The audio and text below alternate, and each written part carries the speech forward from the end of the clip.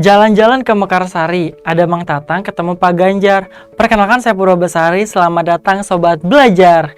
Selamat datang Sobat Belajar, di kesempatan kali ini bersama Kak Purwo. Sobat Belajar, apakah Sobat Belajar sudah menyaksikan film yang ada di belakang kakak ini? Nah, ini dia, Captain America Civil War gitu kan. Nah, di mana terjadi perang atau konflik antara tim Captain America dan juga tim Iron Man. Nah, di sini Sobat Belajar, siapa yang tim Captain America atau tim Iron Man, atau tidak keduanya? Dan apakah Sobat Belajar tahu apa yang menyebabkan kedua pihak ini menjadi berkonflik? Nah, yang akan kakak bahas bukan kenapa alasannya, tapi Sobat Belajar bayangkan saja jika misalnya kedua belah pihak ini, khususnya Captain America dan Iron Man, bisa menyelesaikan kasusnya dengan cara tidak dengan kekerasan atau konfrontasi, mungkin tidak akan terjadi namanya pembuatan film Captain America Civil War ya Sobat Belajar. Nanti yang ada Captain America Negotiation atau negosiasi. Nah, itu yang akan kakak jelaskan nanti. Bagaimana ketika misalnya suatu negara akan terjadi perang nih, sebelum terjadinya perang fisik ya atau konfrontasi, bisa dilerai atau misalnya tidak jadi dengan adanya negosiasi antar kedua negara yang dilakukan dengan diplomasi. Nah, hal itu sangat penting sekali untuk bisa menciptakan kedamaian. Tapi ternyata yang namanya negosiasi ini tidak hanya di kehidupan perang. Tidak, maksudnya bukan kehidupan perang, maksudnya tidak hanya ada tentang ketika mau perang, tapi ternyata terjadi di dunia kita sehari-hari. Ketika kita mau belanja, ketika kita ingin pergi ke pasar dan lain sebagainya Sobat Belajar. Nah, ternyata itu terjadi di kehidupan sehari-hari kan? Oke Sobat Belajar, karena belajar itu mudah, ayo belajar, jangan kemana-mana ya. Jangan lupa belajar, karena sekarang belajar itu mudah. Ayo belajar!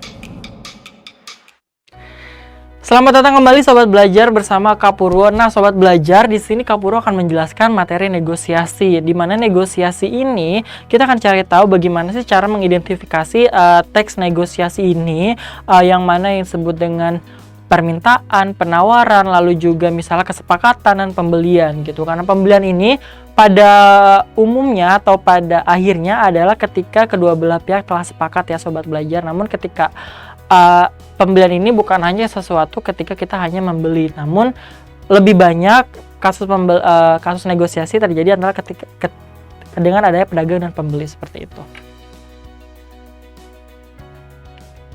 Oke, pertama kita harus mengetahui dulu apa itu pengertian dari negosiasi itu sendiri. Nah, di sini ditekankan negosiasi adalah proses tawar-menawar dengan cara berunding antara pihak-pihak yang memiliki kepentingan untuk mencapai kesepakatan.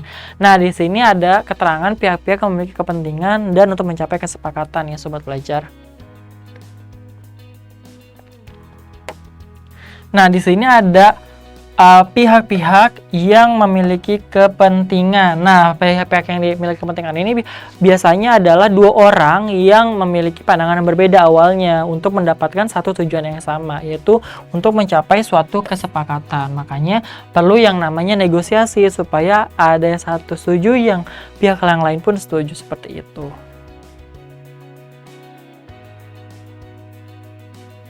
Tujuan dari negosiasi itu sendiri yang pertama adalah untuk mengatasi atau menyesuaikan perbedaan. Nah, ketika adanya perbedaan, hal ini dapat diatasi dengan adanya negosiasi. Kita akan menyesuaikan apa yang berbeda dari keinginan A, lalu juga apa yang berbeda dari keinginan B, dicari kesamaannya, lalu disesuaikan, dan untuk mencapai kesepakatan bersama seperti itu. Lalu yang kedua, memperoleh sesuatu dari pihak lain yang tidak dapat dipaksakan. Nah, ketika misalnya kita ingin memperoleh sesuatu dari pedagang, misalnya kita untuk mendapatkan barang yang ingin kita miliki, namun pedagangnya memberikan harga yang misalnya dikatakan kita tidak sesuai keinginan kita gitu kan. Kita bisa melakukan negosiasi, yaitu tawar-menawar. Nah, dengan adanya tawar-menawar ini atau negosiasi, kita bisa mendapatkan barang tersebut tanpa adanya paksaan gitu kan, dengan adanya kesukarelaan si pedagang dan kita sebagai pembeli.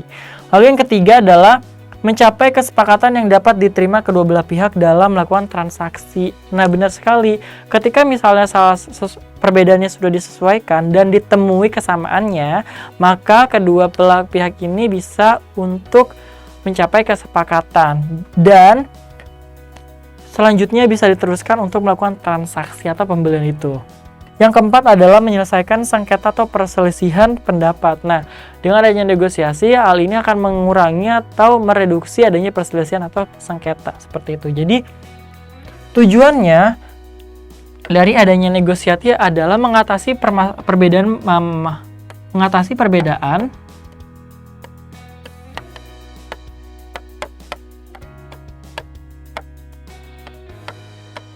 untuk mencapai kesepakatan.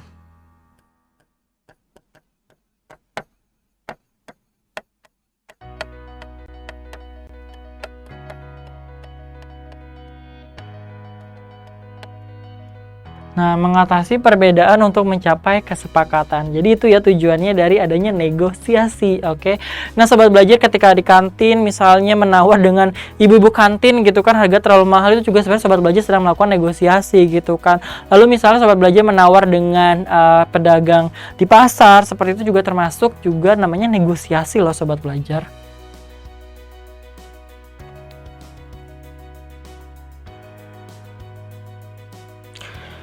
Ini dia unsur-unsur dari negosiasi. Nah, yang namanya negosiasi perlu yang namanya 4 unsur ini. Ketika misalnya 4 unsur ini tidak terpenuhi, hal ini sulit untuk mencapai kesepakatan bersama dan negosiasi pun tidak berhasil dicapai. Yang pertama adalah partisipan. Nah, partisipan ini adalah dua belah pihak memiliki kepentingan. Bisa dua atau lebih pihak memiliki kepentingan, atau pihak-pihak memiliki kepentingan. Kalau misal tidak ada yang berkepentingan, tentu saja tidak akan ada negosiasi.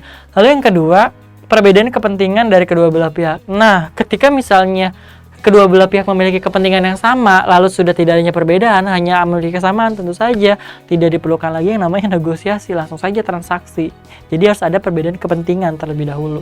Dan yang ketiga adalah adanya pengajuan dan penawaran. Nah, jadi ketika misalnya negosiasi berjalan ketika ada pengajuan dan penawaran. Ketika misalnya perbedaan lalu mencapai kata sepakat, itu bukan negosiasi, kan tidak ada yang diajukan dan tidak ada yang ditawar seperti itu kan, tidak ada tawar-menawar di situ. Dan yang keempat adalah persetujuan atau kesepakatan. Nah, yang keempat ini penting sekali. Tujuan dari negosiasi adalah untuk mencapai kesepakatan untuk supaya kedua belah pihak tidak dirugikan, mencapai hal yang baik keduanya. Maka penting sekali untuk yang namanya negosiasi ini bisa mencapai kesepakatan itu sendiri. Oke. Nah, di sini akan disebutkan faktor penentu keberhasilan dari negosiasi itu sendiri ya. Ini dia, ada 4. Yang pertama adalah kesediaan semua untuk berkompromi. Nah, ketika negosiasi ingin berhasil, tentu saja dibutuhkan yang namanya kompromi. Gitu kan, kerjasama, bersifat kooperatif. Kalau misalnya salah satu pihak tetap menolak sejak di awal, sedari awal, tentu saja yang namanya kesepakatan tidak akan bisa dicapai di hingga akhir. Lalu yang kedua, tidak ada pihak yang dirugikan. Nah, sekarang tadi sudah juga menyinggung di awal sebelumnya bahwa yang namanya negosiasi adalah untuk mencapai kesepakatan dan supaya kedua belah pihak tidak dirugikan, gitu kan? Karena kedua belah pihak bisa mendapatkan hal yang sama, yaitu keuntungan, namun dengan cara yang berbeda seperti itu. Dan yang ketiga adalah kesepakatan dicapai bersifat praktis dapat dilakukan. Nah, karena kita ingin sesuatu ini tidak merugikan, maka kesepakatan ini harus bersifat praktis dapat dilakukan. Kalau misalnya kesepakatan terlalu banyak syarat dan ketentuan dan ini menyulitkan, tentu saja merugikan salah satu pihak kan, maka hal ini bisa dikatakan bukan negosiasi yang baik gitu, karena negosiasi tidak merugikan karena tidak ada pihak yang dirugikan. Oke? Tidak ada pihak yang dirugikan. Nah, seperti itu ya sobat pelajar, oke?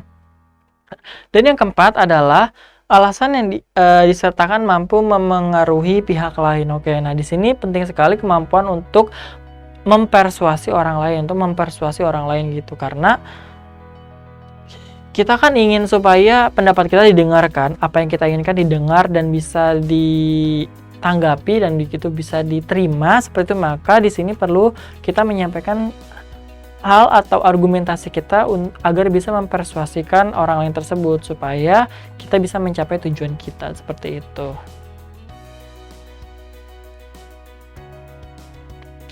Nah, pola penyajian negosiasi ini terbagi menjadi 3 sobat belajar. Yang pertama adalah pola dialog, yang kedua adalah pola narasi, dan yang ketiga adalah surat penawaran sobat belajar. Nah, Pola dialog di sini biasanya adalah percakapan langsung seperti itu. Nah, percakapan langsung ini bisa terjadi baik secara langsung atau via alat komunikasi, misalnya sosial media dan sebagainya. Kalau misalnya pola narasi, nah ini adalah berisi mengenai cerita, berisi mengenai teks atau berisi tulisan mengenai penawaran yang diajukan seperti itu. Dan yang terakhir adalah surat penawaran. Nah, surat penawaran ini adalah bersifat formal. Biasanya ini diterbitkan oleh perusahaan dagang kepada pihak-pihak yang membutuhkan produk-produk yang telah dibuatnya seperti itu. Nah, ini biasanya terdiri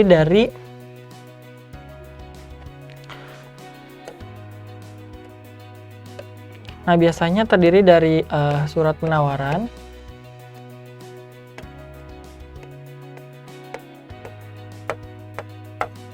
dan juga mengenai rincian produk.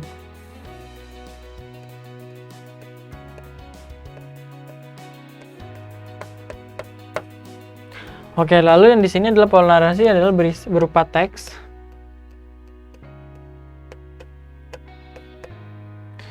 Dan di sini adalah percakapan langsung maupun tidak langsung ya.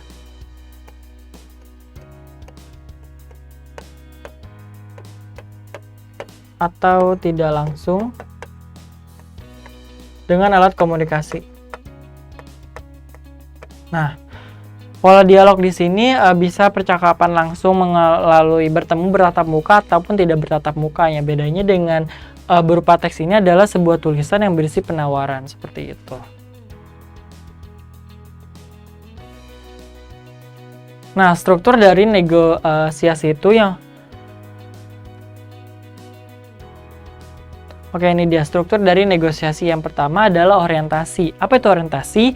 Yaitu adalah pernyataan atau maksud dari pihak-pihak yang ingin melakukan negosiasi. Misalnya, pedagang dan pembeli. Tentu saja pedagang menjual, pembeli ingin membeli, seperti itu. Nah, lalu yang kedua adalah pengajuannya. Di mana pihak pertama melakukan pengajuan, misalnya ketika seorang pedagang menawarkan produknya atau barang yang dijualnya, si pembeli melakukan pengajuan, misalnya dikurangin harganya, misal jumlahnya ditambahkan atau lain sebagainya.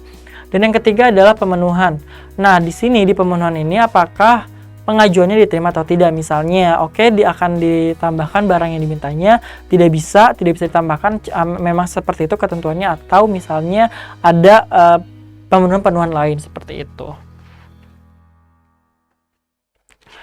Nah, yang keempat adalah penawaran. Nah, ketika misalnya sudah dilakukan pemenuhan, berarti selanjutnya ditawar gitu kan. Selanjutnya ditawar itu adalah proses tawar-menawar kedua belah pihak untuk mencapai kesepakatan. Dan ketika misalnya telah dilakukan tawar-menawar dan sudah satu pasangan yang lainnya, maka akan dilanjutkan persetujuan atau pembelian. Itu yang pada akhirnya kedua belah pihak telah mencapai kata sepakat seperti itu.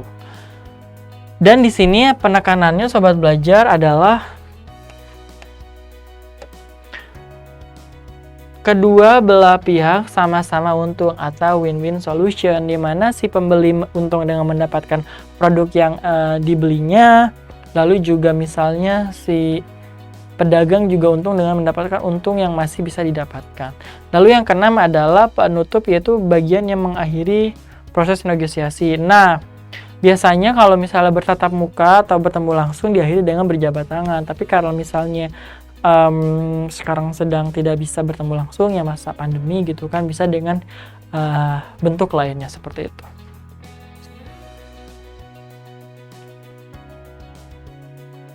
Oke, nah ini selanjutnya adalah kaidah kebahasaan dari teks negosiasi itu sendiri. Yang pertama adalah menggunakan bahasa yang santun dan tidak menekan.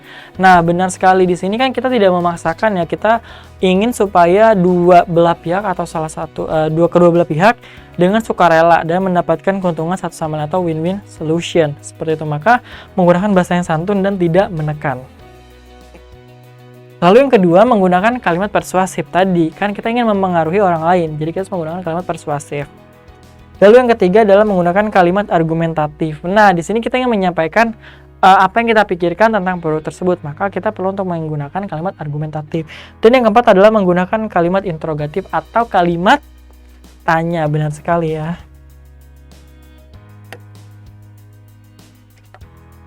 Ini adalah kalimat tanya.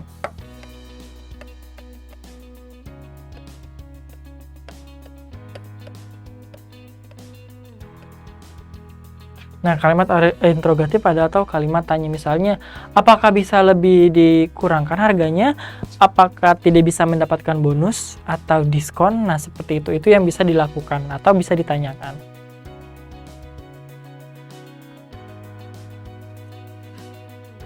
Nah, di sini juga ada etika dalam melakukan negosiasi. Yang pertama adalah ketika mengucapkan salam, sangat dianjurkan untuk membalas salam, lalu bertanya, menjawab atau tidak menjawab di sini. Nah, di sini boleh ya kita misalnya bertanya, menjawab atau tidak. Namun di sini maksudnya ketika kita sudah menjelaskan ketentuan-ketentuannya dan ditanyakan pertanyaan yang sama, di situ juga kita memiliki hak untuk tidak menjawab seperti itu.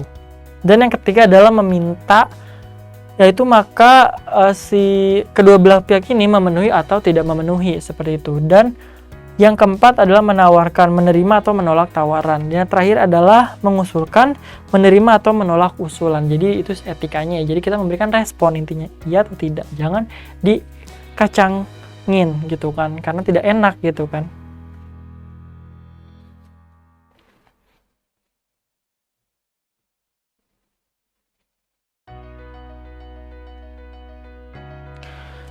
Oke, ini dia yang selanjutnya adalah cara agar negosiasi berjalan lancar. Nah, kan tadi ada faktor-faktor keberhasilan negosiasinya kan, faktor-faktornya. Nah, ini adalah caranya bagaimana sih supaya negosiasi itu bisa berjalan lancar, sobat belajar. Yang pertama adalah mengajak membuat kesepakatan. Kita cari tahu dulu nih kesepakatannya berapa nih. Apakah itu di akhir atau di awal? Nah, misalnya di awal kita telah mengajukan permintaan, lalu atau penawaran, namun tidak di ACC kan misalnya, atau tidak diterima gitu kan. Nah, maka kita juga bisa membuat bagaimana kalau pada akhirnya kita harus sepakat supaya barang ini dijual gitu kan. Nah, seperti itu adalah satu contoh membuat kesepakatan. Lalu yang kedua adalah memberikan alasan kenapa hal ini harus disepakati seperti itu. Jadi harus ada alasan logis kenapa hal ini mesti disepakati, dan alasannya harus yang tadi sesuai dengan ciri-cirinya, yaitu adalah praktis atau bisa dilaksanakan. Yang ketiga adalah membandingkan beberapa pilihan. Nah, di sini kita harus memberikan perbandingan nih, misalnya produk di tempat lain seperti ini dan tempat ini seperti ini, supaya misalnya hal ini menjadi tolok ukur dari si pedagang dan pembeli, apakah hal ini bisa dilakukan atau tidak. Lalu yang keempat, memperjelas serta menguji pandangan yang dikemukakan. Nah, ini maksudnya apa? Maksudnya adalah kita mencari tahu apakah argumentasinya bisa diterima, dan apakah ketika misalnya diterima hal ini bisa mempengaruhi orang itu. Karena kan tadi bersifat persuasif. Lalu yang kelima, mengevaluasi kekuatan dan komitmen bersama. Nah, benar sekali. Dengan tidak adanya komitmen, maka negosiasi bisa dikatakan berhasil. Namun jika tidak ada komitmen di awal, misalnya si pihak sudah menolak di awal, ini akan sulit terjadi kesepakatan. Lalu yang keenam adalah menetapkan dan menegaskan kembali tujuan bernegosiasi. Nah, di sini jelas sekali apa sih tujuan negosiasinya. Lalu apa sih yang ingin dicapainya, seperti itu. Nah, di sini kita akan coba menganalisis contoh dari teks negosiasi itu sendiri ya. Nah, ini adalah dalam kehidupan sehari-hari, oke? Ini adalah teks negosiasi antara seorang anak dan ayah, yang mana anaknya memiliki pandangan berbeda dengan ayahnya untuk melanjutkan pendidikan ke jenjang selanjutnya, oke? Yang pertama, orientasinya. Nah, kesini ayah mau bicara, seperti itu kan anaknya mengatakan, ada apa ya, gitu kan? Apa rencanamu ke depan setelah lulus SMP, nak? Nah, ini masih orientasinya. Lalu si ayah ini bertanya mengenai apa rencana si anak setelah lulus SMP. Lalu pengajuannya, aku ingin masuk sekolah kejuruan. Ya, nah itu mengajukan tuh. Nah, pengajuannya boleh diterima atau tidak kan oleh si ayahnya. Nah, lalu si ayah melakukan penawaran. Kejuruan, nggak salah nak, gitu kan.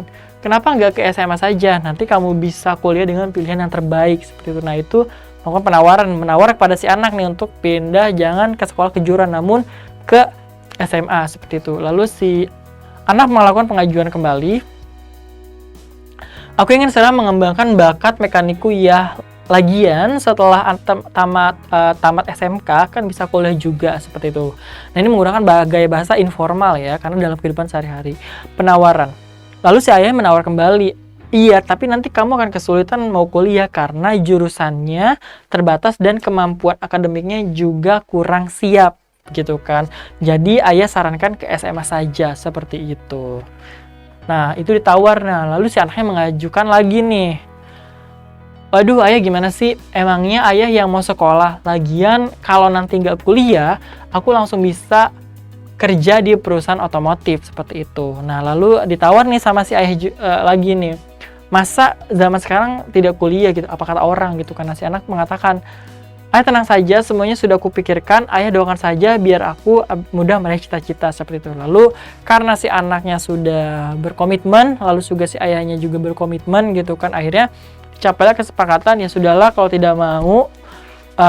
Kalau itu mau kamu, tapi nanti malam kamu pikirkan lagi ya. Nah, seperti itu. Nah, itu adalah akhir dari contoh, ternyata adalah sebuah negosiasi, teman-teman. Jadi bukan hanya tentang membeli barang ternyata kan, namun juga percakapan antara ayah dalam menentukan jurusan. Nah, berbicara mengenai menentukan jurusan, nah bagaimana sobat belajar untuk menentukan jurusan nanti ketika kuliah. Nah, ingat, dimulai pikirkan dari sekarang ya, supaya nanti ketika bernegosiasi dengan orang tuanya bisa mencapai kesepakatan bersama, seperti itu. Nah, itu dia materinya. Sekarang kita akan masuk ke sesi kuis ya, ayo sobat belajar jawab. Semoga sobat belajar masih ingat dengan tadi apa yang telah kita pelajari, oke? Nah, ini dia. Yang tidak termasuk struktur teks negosiasi adalah orientasi, permintaan, penawaran, persetujuan, penghiburan. Yang mana? Yang pasti teks negosiasi ini adalah bukan teks hiburan ya sobat belajar. Jadi yang ini ya bukan termasuk ya penghiburan, tidak ada bagian untuk menghibur. Lalu yang kedua, bentuk interaksi sosial yang berfungsi untuk mencari penyelesaian bersama di antara pihak-pihak yang mempunyai perbedaan kepentingan, itu disebut apa? Apakah A, negosiasi, cerita singkat, anekdot, ataukah D, prosedur kompleks, ataukah E, pembuka? Mudah sekali ya jawabannya sobat belajar, itu jawabannya adalah negosiasi. Nah, ini ya benar sekali ya sobat belajar, adalah negosiasi. Oke. Nah, yang ketiga, tindakan yang dilakukan pertama kali agar negosiasi berjalan lancar. Ayo, tadi masih ingat bagaimana untuk supaya negosiasi berjalan lancar? Apakah A, mengajak membuat kesepakatan? Apakah A, membandingkan beberapa pilihan? B, mengajak membuat kesepakatan? C, menentukan dan menegaskan kembali tujuan negosiasi? D, memberikan alasan mengapa harus dibuat kesepakatan? Atau E, mengevaluasi kekuatan dan komitmen bersama? Jawabannya yang mana sobat belajar? Yang benar sekali adalah membuat atau menentukan untuk mengajak membuat kesepakatan. Karena kalau misalnya di awal tidak sepakat, tidak berkomitmen gitu kan di awal gitu kan, maka akan sulit gitu kan. Jadi harus dua-duanya komitmen di awal atau mengajak membuat kesepakatan di awal, seperti itu. Jadi pilihannya adalah yang tepat adalah yang B ya. Itu yang mengajak membuat kesepakatan. Nah, ini dia tujuan dilakukannya negosiasi adalah untuk memberikan informasi, kesenangan semata, keuntungan tersendiri, kepentingan lain atau kesepakatan bersama. Nah, ini mudah sekali jawabannya adalah kesepakatan bersama. Oke, nah benar sekali ya, kesepakatan bersama. Ini jawabannya ya. Nah, bukan untuk memberikan informasi ya, ini untuk ini orientasi adalah memberikan informasi ya. Nah, mengucapkan salam, membalas salam merupakan apa sobat belajar? Yang tadi benar sekali adalah merupakan etika negosiasi. Ketika kita memberikan salam, ya harus dijawab dengan salam. Itu termasuk dengan etika negosiasi yang telah kita jelaskan.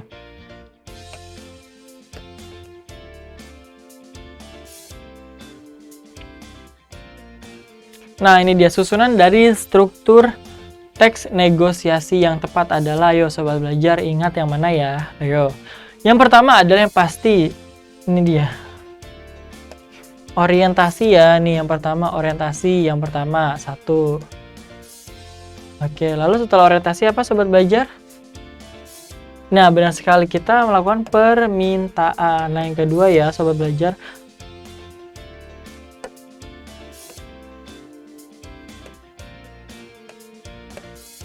Nah, melakukan permintaan. Nah, setelah melakukan permintaan yang mana sobat belajar?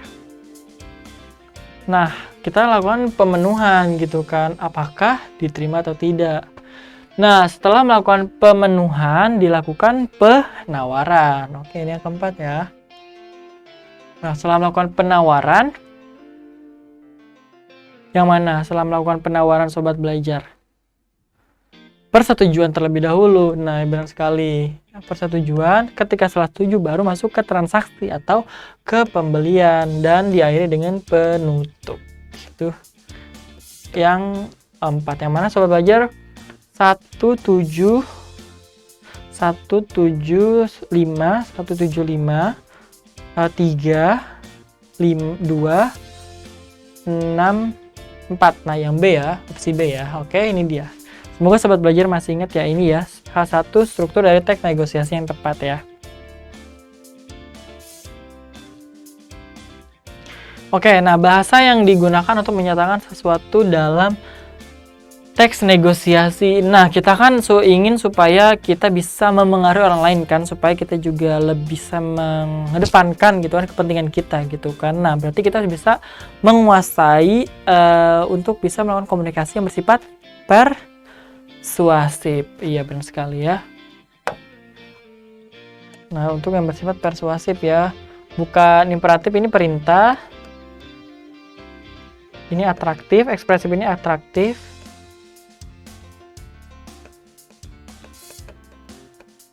Nah, interrogatif adalah pertanyaan. Dan deklaratif adalah penjelasan.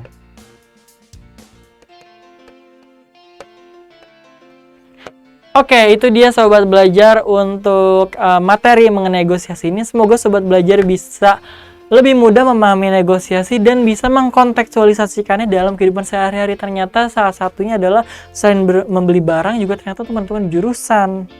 Nah, sobat belajar juga kan menentukan jurusan loh nanti kelas 12 untuk kuliah. Oke, jadi mulai sekarang belajar bernegosiasi, oke? Oke, sobat belajar, kakak akhiri. Nah, karena belajar sekarang mudah, ayo belajar. Sampai jumpa. Jangan lupa belajar, karena sekarang belajar itu mudah. Ayo belajar!